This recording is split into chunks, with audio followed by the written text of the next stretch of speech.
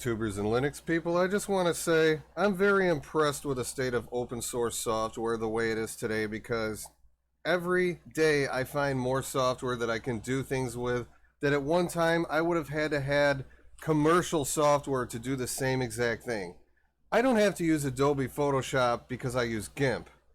Now, I don't have to use Screen Tracker for DOS or Fruity Loops for Windows because I have Linux Multimedia Studio. I want to talk just for a second about Screen Tracker.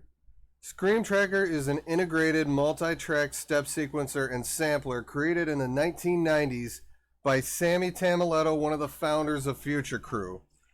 Future Crew was this really awesome Finnish group that made these excellent graphics demos and songs.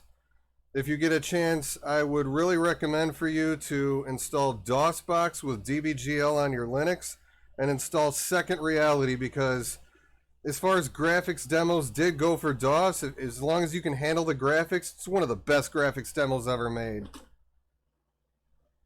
I'm going to be spending a little more time with this program just by myself.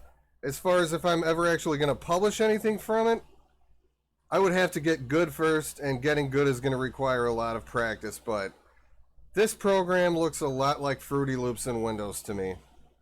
Problem solved. I can now make music in Linux. Let me close this out and show you the command line to use to install it.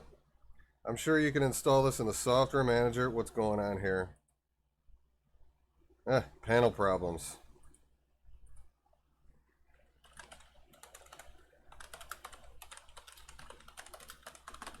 That's it. Just type that in, hit enter. It'll get all the required dependencies and install it for you. But that's all I was going to show you in this video. So thank you for watching, and I'll see you again in the next video.